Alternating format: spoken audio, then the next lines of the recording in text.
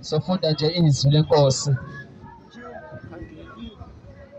abese siyathandaza. Nawe siyakubamba sikumemele enkosini namhlanje egameni lika Jesu. Osemotweni siyambingelela, osidleni siyambingelela, sesitolo siyambingelela egameni lika Jesu. Sithi uJesu Kristu oyinkosi. Sizothandaza namhlanje egameni lika Jesu. Sizothandaza nawe namhlanje egameni lika Jesu.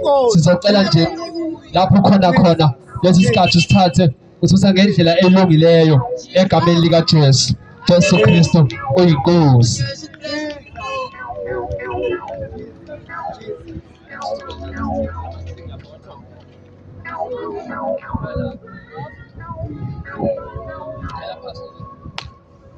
Haleluya. Sizofunda izwi lenkosi uJesu incwadi kaLazaro, incwadi kaLuka chapter 16 verse 19.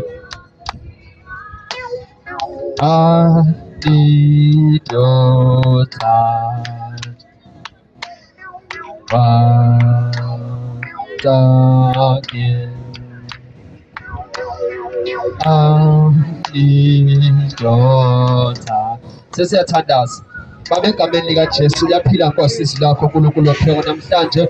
Khuluma ngalo Jehova namandla, usize usinceda Nkulunkulu othembekile egameni lika Jesu Kristu waseNazaretha namandla. Siyathandaza ngalo mongcele lendawo Nkosi Jesu, malibe yisidi Nkosi Jesu iyakwehla Nkosi Jesu yenza umsebenzi wayo egameni lika Jesu Kristu inkosi. Amen. Sifunda incwadi kaLuka chapter 16 verse 19. Sithi ihloko isicebi noLazaro. Verse 19. Kwakukhona umuntu othile owayegcoke ezobubende nezelineni elihle ezijabulisa imihla ngemihla eDamasa. Kwakukhona umpofu othile uLazaro igama lakhe, owayelahliwe ngasesangweni lakhe elingcwele egcwele izilonda. Verse 21. Enqanele ukusuthiswa ngemvuthuluka ewa etafuleni lesicebi. Yebo kweza nezinja zamkhotha izilonda. Kwase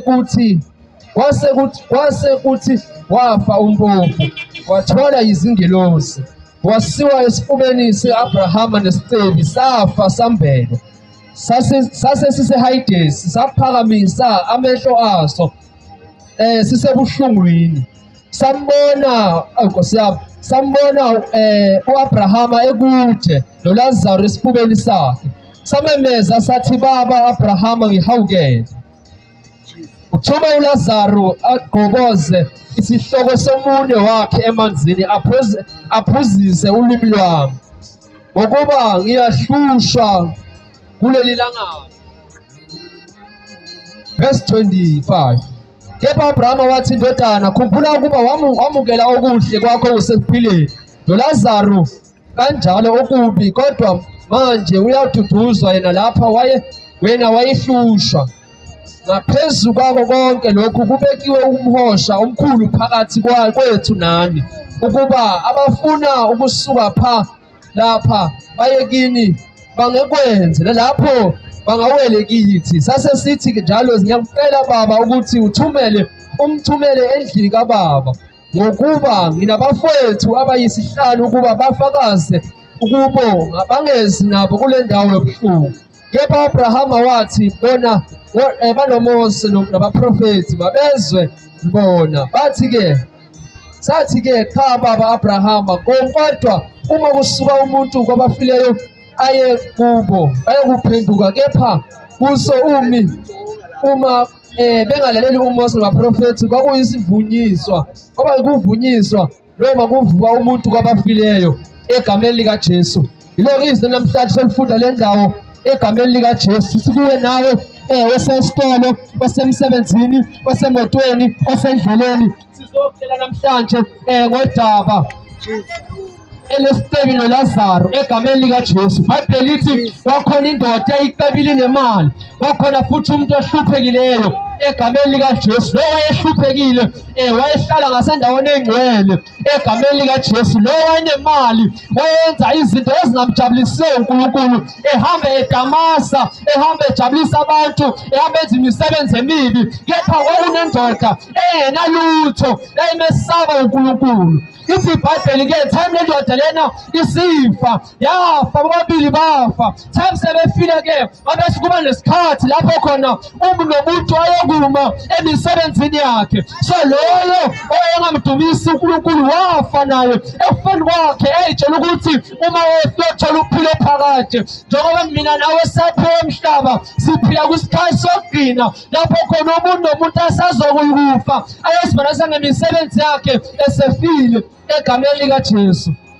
iBhayibheli-ke sefile isicebi, sathi sesifile isicebi saya ukuyobonakala phambi komuntu wayempofu. iBhayibheli lo muntu wayisicebi wafa, wayendaweni engumlilo lapho khona ukuthula, khona ukujabula. Time esefile abantu bayempheshela esemhlabeni, wambona ehlezi no-Abraham ezulwini. Lithi-ke iBhayibheli time sembona wacela usizo kulo muntu owayempofu. iBhayibheli waphendula uAbraham athi abangala bakwazi ukwela ngapha, wena uphila emhlabeni sofika isikhathi lapho khona ukuphila kwakho ngeke kusaba khona umsebenzi okulandela insindiso yakho. Ngosiphela umhlaba yodwa into esinikwe yona kuba siphile noJesu, singajabula emhlabeni, siphuze utshwala, sibhema ugwayi, senze yonke into embi, sibona imali, kodwa isikhathi semali siyawuphela lapho kuyobiza khona umzimba wakho kanye neNkosi uJesu. Ithi iBhayibheli umuntu ozenza ngemisebenzi yakhe eyenzile emhlabeni noma imihle noma imibi, kodwa kufika isikhathi uzilande phambi kweNkosi. Uma imisebenzi yakhe imibi awuyongena emlilweni, noma ijoyini ibe yinhle kodwa imisebenzi yakhe imibi awuyongena ijoyini yakhe emlilweni, kodwa usaphila emhlabeni kwesithuba ubuthatha uJesu. Alukho ukuphila ngale kwethuna, akuguquka ngale kwethuna, kepha-ke ukuguquka ukhona usaphila lo mhlaba ngoba wena wazele Nkosi uJesu. Sesothandaza, haleluya. wena nawe siyakumema simemele enkosini namhlanje, woza sithandaze nawe egameni likaJesu, ngoba uphila okuphilako kusazoba expensive ekufeni kwakho. Kepha namhlanje siyakumema-ke simemele enkosini, sondela sithandaze egameni likaJesu. Sesiyathandaza, sesiyathandaza, wena nawe siyakumema simemele enkosini egameni likaJesu. Wena siyamfuna lo Jesu angene empilweni yakho, uyasothandaza namhlanje egameni likaJesu. Ngoba ukuphila kuyize ngaphandle koJesu, ukuphila kuyize ngaphandle koJesu. Izinkinga ziningi uma ungenaJesu, kepha uma ekhona uJesu uyakwazi ukuzethwala izinkinga. Sesiyathandaza egameni likaJesu.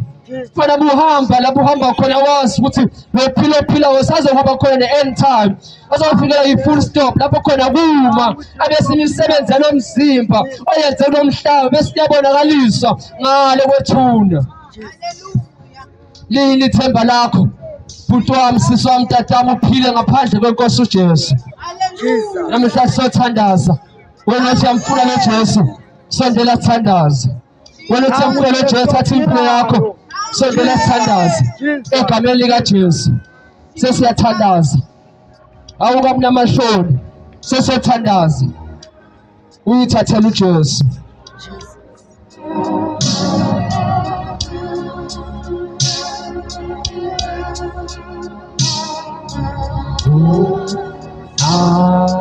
Hallelujah.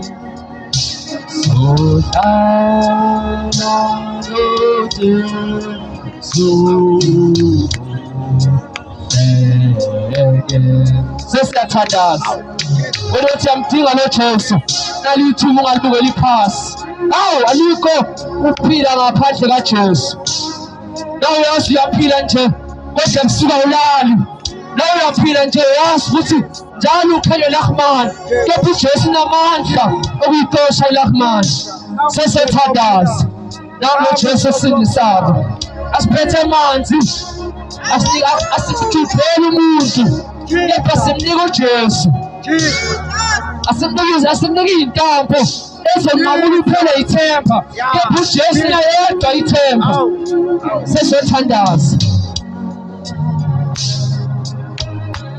sesiyathandaza uJesu ungumsindisi uJesu alehlula lutho asimemele enkosini asibizele kumprofethi thizeni kepha sibizela kuJesu osindisayo uma efa umprofethi yaphela ithemba lakho uma efa umprofethi yaphela ithemba lakho uma phela amanzi yaphela ithemba lakho uma iphela imali yaphela ithemba lakho kepha sinika uJesu namhlanje ethi noma ufa ukwazi ukubonakaliswa phambi kobuso bakhe asimemele enkosini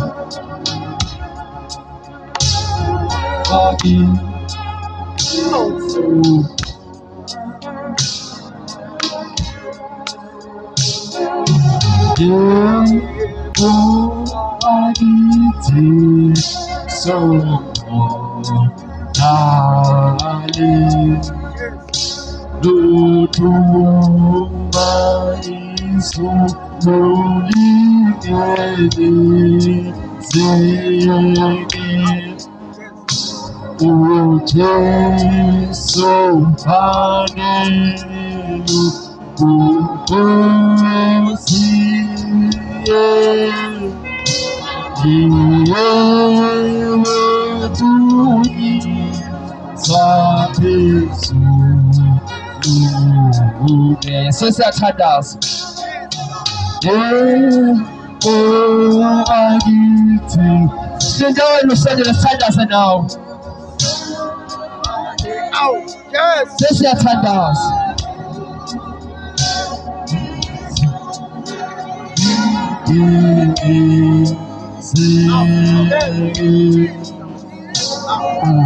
Jesu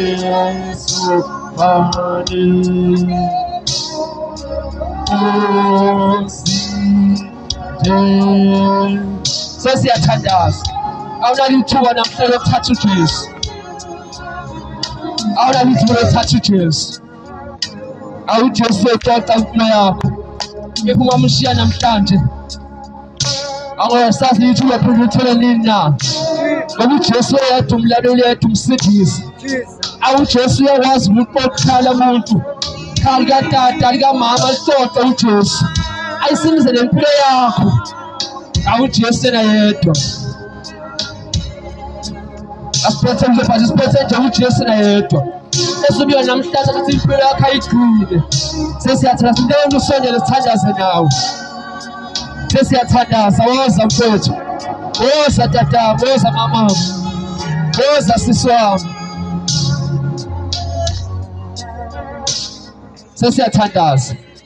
sesiyathandaza ngosondela sithandaze nawe egameni likaJesu sondela sithandaze nawe namhlanje thatha uJesu empilweni yakho ayo ngempela isindise impilo yakho ngempela iqondise impilo yakho uma uzophila emhlabeni uphile ngaphandle kwenkosi uJesu bese kuyafika ukufa sikungqwabe ube muhle umqobo wakho kodwa umzimba wakho kodwa umphefumulo wakho phele kulahlweni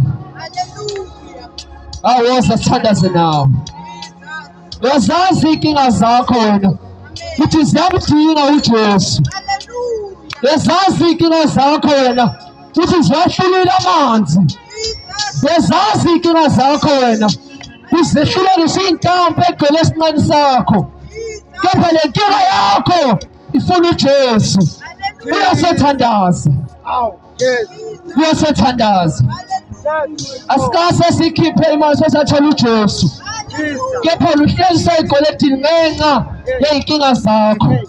IBhayibheli lonke lisindwayo ezayothola imithwalo yenu. Inikwe uJesu ozothwala ijoko lakho akunike lakho elingasindi. Sesiyothandaza. Awu sesiyathandaza. Sondela sithandaze nawe. Sondela sithandaze nawe. Lo muntu ohlenayo akasazi isimo sakho. Lo muntu wamona akasazi isimo sakho. Wewazi isimo sakho. Wewazi ukuphila kwakho. Kuthi njengoba ufa nje iy'nkinga zakho ziyaqeda iy'nkinga zakho ngoba ithemba unalo elinguJesu Kristu. Sesiyathandaza. Akumnyama xa ekhona uJesu. Sesiyathandaza. Baba, egameni likaJesu Kristu waseNazaretha oyinkosi. Baba, siyabonga uNkulunkulu ophilayo namhlanje. Egameni likaJesu Kristu waseNazaretha onamandla.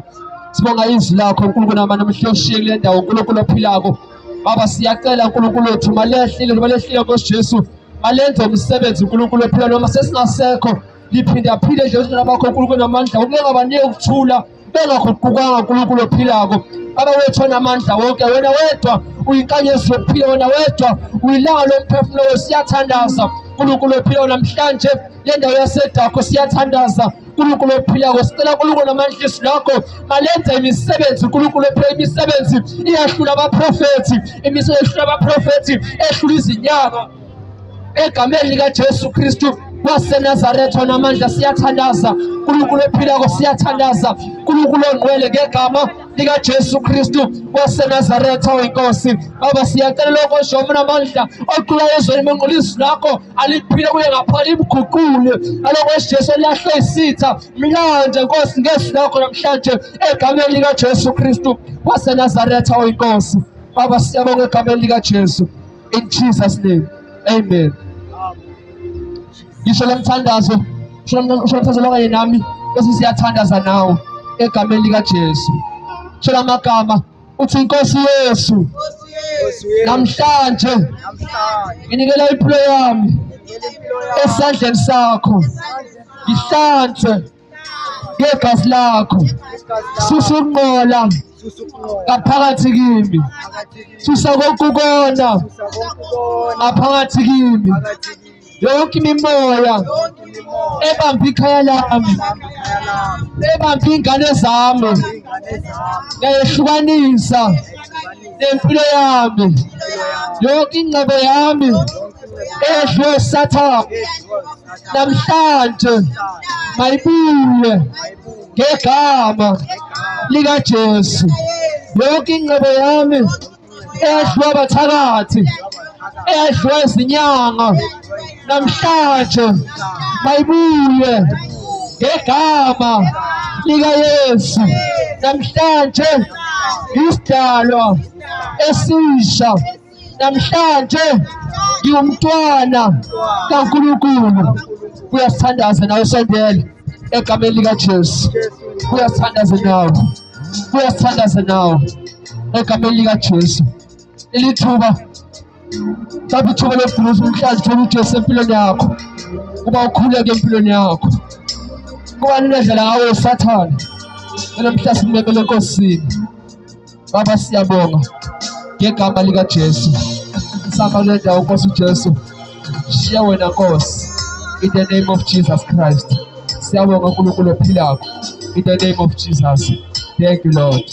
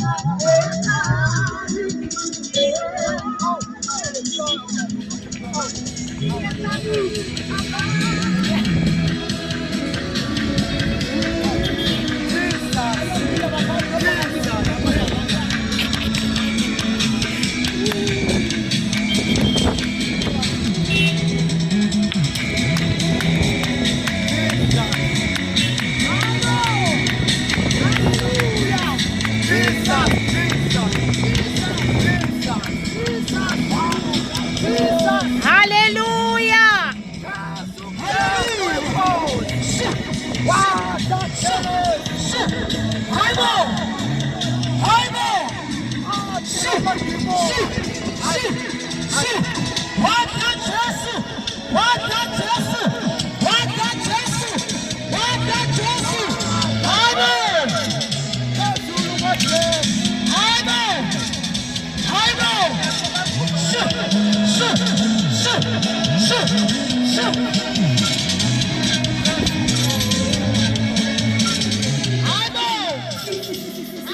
Sinedinga elokuvakalisa ukubuya kwenkosi. Inkosi engazobuya izolanda ibandla.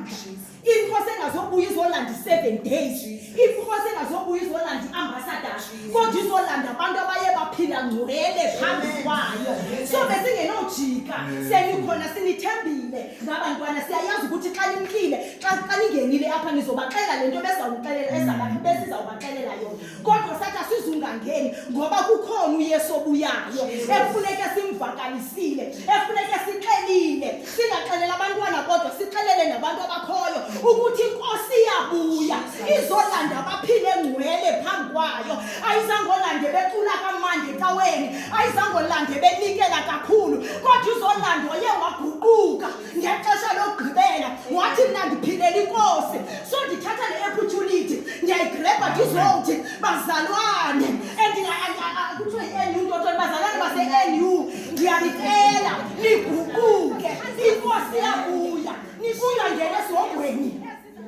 Uyazi uba ndiyona uyohlabelela kodwa uphinde ubuye out Walowe wonisazi. Amakhoba abangcwele esispecial esenzelwe amamenemene esenzelwe abenzi bobuxoki esenzelwe abenzi bemibulo esenzelwe amagwirha esenzelwe abantu abangenanyani abavathe kakhe emhlabeni baba bahle njengani babili kodwa ingekho bahle njengapha i-relationship sizobuyisa abantu bazalwane bangasibuyeleni kuThixo. Nkosi yami. Isibalo zasecaweni azokufaka ezulwini. Ukwaziwa ngumfundisi asoze ukufaka ezulwini. Ukuba famous asoze ukufaka ezulwini. Into ezakufaka ezulwini ukushiya i-masturbation ilixhekazi. Nathi into ezakufaka ezulwini. Hallelujah. Ukuyeka abafana ungumuntu omtsha. Amen. Hallelujah.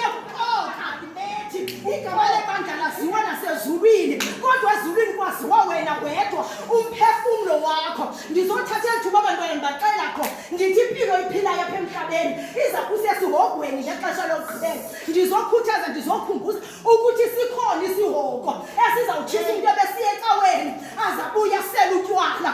Sikhona isihoko esizawutshisa into yecaweni. My God. Azabuya bebhizi ngumbulo. Jesus. Esizawutshisa umuntu oyecaweni aphinde abebhizi ne-masturbation. Hallelujah. Esizawutshisa umthakathi ebenxiba ijoyina benhle. Jesus. Ndizovakalisa loo message. Hallelujah. Wena usaJulayi late. Amen. Ulate inkosi yabhala phansi. Wena usazibamba ngotshwala, wena usebhizi namagqirha. Jesus. Wena inkosi yafe eCalvary. Wena usahlaba imbuzi nenkomo. Likhona ithuba lakho inkosi yabuya. Izolanda ibandla la ayizangolanda umfundisi ebehola ibandla. Izolanda umuntu obehambeka endleleni. Ayizangolanda umama umfundisi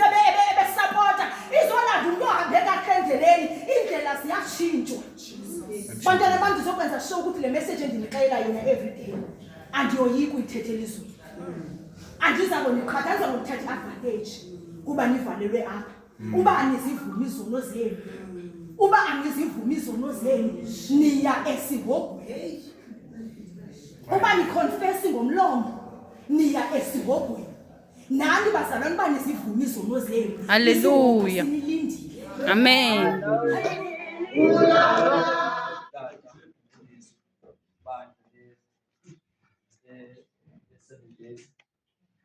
Ngilele umama, ngilele utata ngapha nabona bafowethu, umama, usisi, abafowethu egameni likaJesu.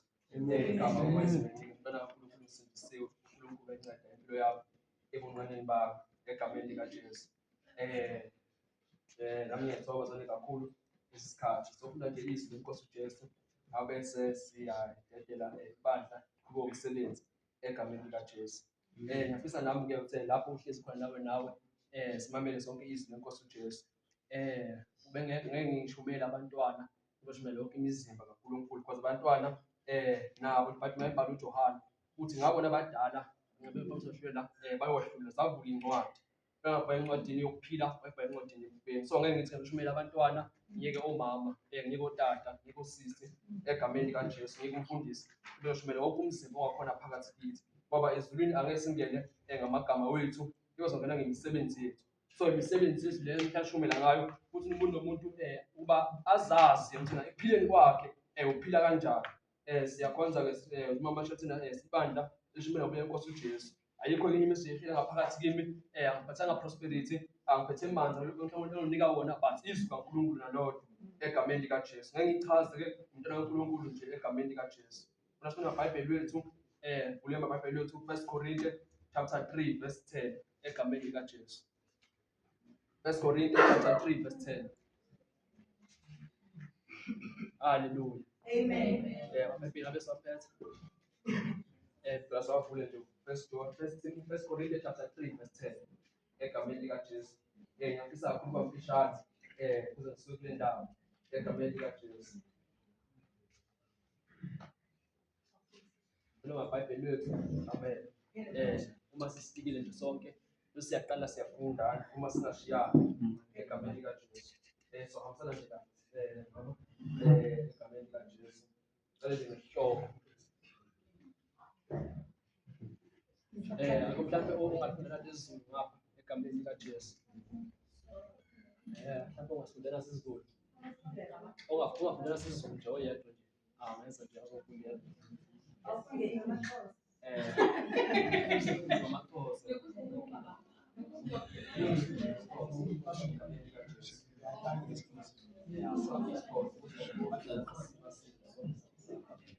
Okulindelekileyo kwabafundisayo. 1 Corinthians chapter 3 verse 10. 1 Corinthians chapter 3 verse 10. Ngokobabalo lukaThixo engababalwa ngalo, ndithi ngokomakhi osisilumko, ndibeke ilitye lesiseko, athi ke omnye akhe phezu kwalo. Ke elowo makakhangele ukuba uthini na ukwakha kwakhe phezu kwalo. Hallelujah. Hallelujah. Just Kristu inkosi. Jesus Yabhala Christ is ngizwi the lenkosi uJesu la. Wabhala umpostoli Pawulu. Usikena ukwakha pheze sisekelo esiyiso. Uthi apha ku verse 10 ngokomusa kaNkulunkulu engiphiweyo njengenyanga yokwakha ehlakaniphileyo. Ngabeka isisekelo omunye wakha phezu kwaso. Kepha akube lona lowo aqaphele ukuthi wakha kanjani ngaphezulu kwaso. Ngokuba akekho ongabeka esinye isisekelo kuphela leso esibekiweyo nguJesu Kristu. Kepha uma umuntu akha phezulu leso sisekelo ngegolide, nesiliva, namatshe enani, nemithi, notshani, nenhlaba, umsebenzi olona lowo uyawuvela obala, ngokuba usuku uyawudlalula lokhu ukwambula ngomlilo, nokuthi umsebenzi olona lowo unjani uqobo. Umlilo uqobo uyawuvivinya lokho. Uma umsebenzi womuntu awakhileyo kuso umi, uyawukwamukela umvuzo. Uma umsebenzi womuntu usha, uyawulahlekelwa yiwo.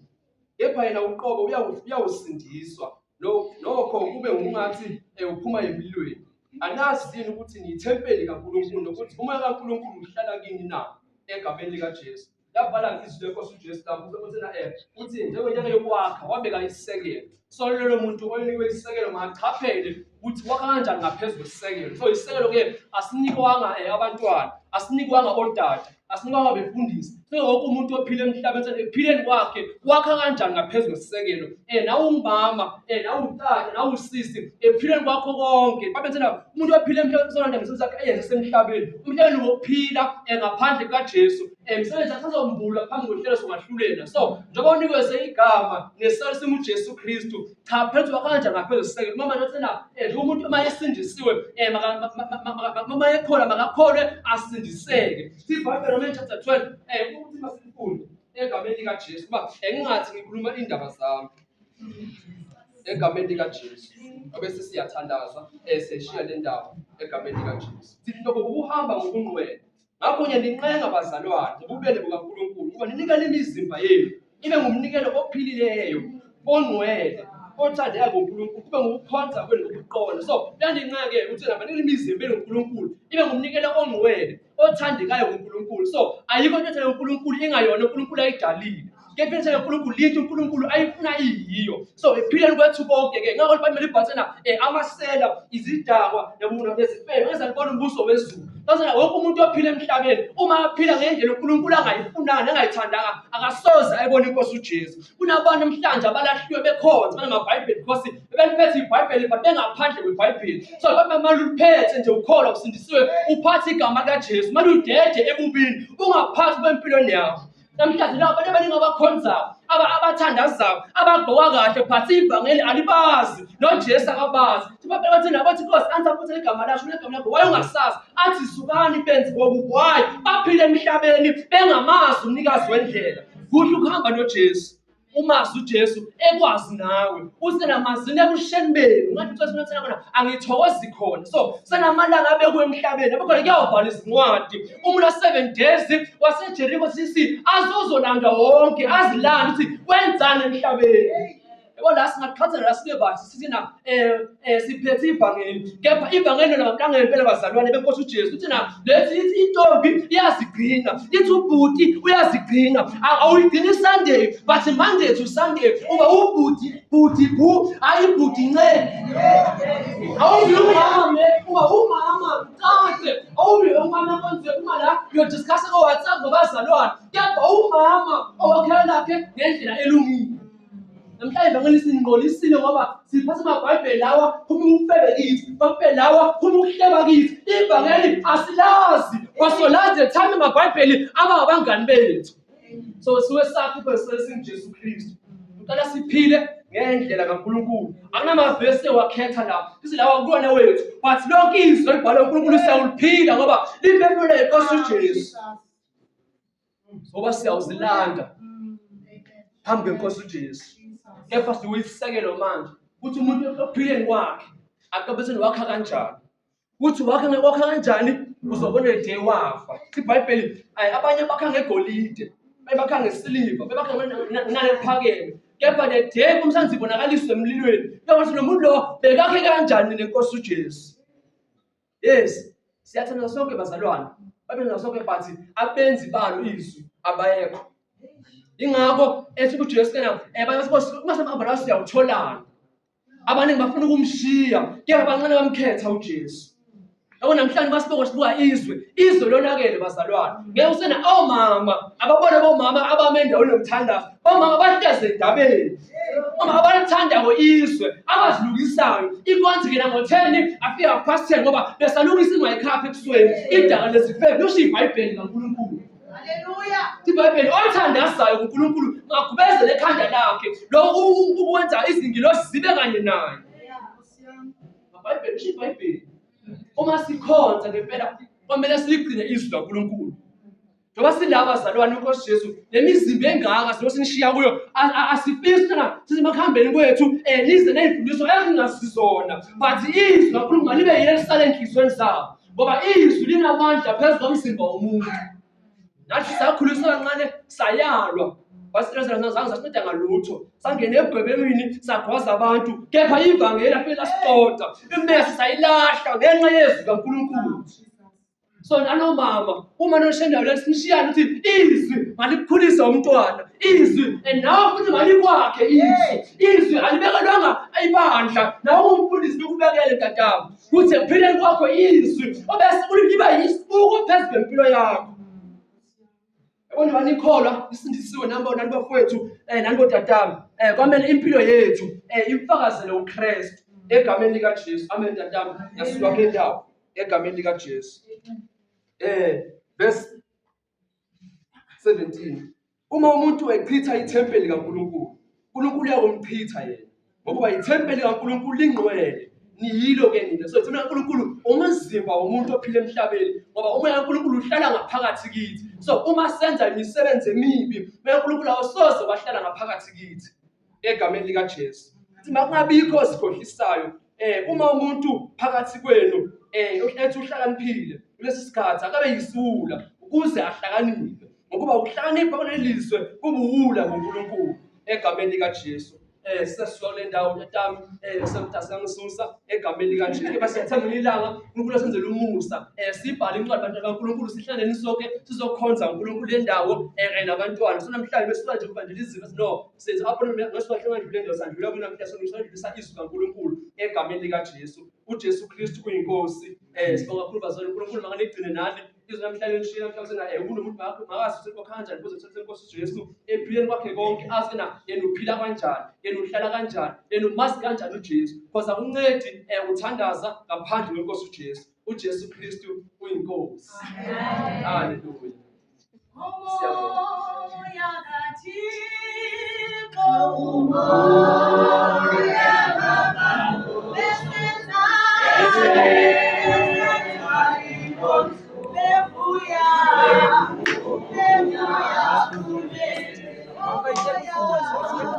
ungapheli ushiswa imisebenzi yakho yenze emhlabeni ongafuni ukuyishiya. Sizothandaza kanye nawe manje egameni likaJesu. Sifundelani ivesi lana kwincwadi uvesi uthi verse 20 ke usakhona ngibrother. Amen. Uthi ke na verse 20 uthi bonke engibathandayo ngiyabasola ngibayale ngakho ke shisakelwa kuphendula. So bonke abantu uNkulunkulu abathandayo uyabasola futhi kumele wena bashisa kwenu baphendula. So akuna uNkulunkulu ukuthandile ngempela. Namhla uthi sifike nje safunda izwi nawe wafika uzofunda izwi. So manje awuzanga lapha izwi awulizwanga. Kepha uNkulunkulu ukuthanda ngempela ukuthi awudluli lapha nje selomhlanje uthola izwi namhlanje ebusuku. Namhlanje lana nje wazana noJesu. Lana namhlanje umzimba wakho sokuqilwa sethempeli kaNkulunkulu. Kodwa la konke iyawusuka bese kuvela okuhle. So namhlanje wamukela uJesu ke uyoqala impilo entsha egameni likaJesu. Ukuthi umuntu ngesikhathi sanje ekseni ufike la nje bese enkonzweni sisasole into lakhanda kancane ube right bese sisaluse siqhubeka phambili lapho soba umntana kaNkulunkulu. uJesu ufike enceda impilo yakho. Uthi lana uyawuziyela thwele endlini naye adle nami. So uNkulunkulu usemnyango yanqoqoza ke uthi uma ulizwa izwi lakhe vula umnyango angene. So uNkulunkulu wangena empilweni yakho impilo yakho ayisuze yafana. Because uma umuntu ephila ngamaJesu impilo yakhe isusaphethwe uSathane. Lokho eyenza wenza izinto angayithandi. Because umuntu ongakholwa wenza into angayithandi and wenza into ngathi ifila ngathi but ingasuka yinhle. Uthi abantu ababhema ama-drugs abawathanda but babhema because baqhushwe peer pressure. Bebathi sine-dress umuntu abhema i-drugs aphinde futhi aqole ukuthi alala ngahlanga ngenxa yama-drugs. Ngokuthi noma abhema i-drugs mhlawumbe uzoba right. So sakhona ngabe aphinde abe nesinye isinkinga futhi kuze ezinye iy'nkinga. Abantu bagcine baze baganga bangafuni ukuganga bagcine baganga because uNkulunkulu angekho ezimpilweni zabo. Imizimba yabo isakhontrola uSathane neqabanga yabo but uJesu efika kuwe ngotha umvulela uyangena kuwahlale nawo. Manje uphila impilo uhlule emhlabeni uhlule ezweni lonke ngenxa yokuthi uNkulunkulu usefike wathola impilo yakho. Ngithi onqobayo ngiyakumnika ukuba ahlale nami ehlelweni zobukhosi njengalokhu nami nganqoba. So umuntu onqobayo emhlabeni uyawunika ukuba ahlale nenkosi uJesu ehlelweni zobukhosi. So nafuna uhlale nenkosi uJesu ezulwini. Kakhulu sothandaza namhlanje uthi nahlanje ubaba isuke phakathi kini namhlanje hlangene impilo yami esandleni sakho ikhulule emoyeni ikhulule emadrugsini ikhulule etshwaleni ikhulule yonke imisebenzi emibi namhlanje fake intshisakalo yokufuna umbuso wamazulu aphakathi kini ngegama likaJesu. Amen. Sithokoza ngakho. abakuthola egameni likaJesu Kristu Selassie. Siyeza baba umoya samandla baba nayinqomo yakho umoya seyisile uNkulunkulu baba namhlanje baba siyacela ukuthi ungene uNkulunkulu baba Nkosi emahlulwa yethu baba ngenelela simakade engqondweni yakhe semandla iguqule moya ngcwele baba umshintshe ungene baba nasenhlizweni moya ngcwele ufake baba intando yakho moya ngcwele baba empilweni umntanakho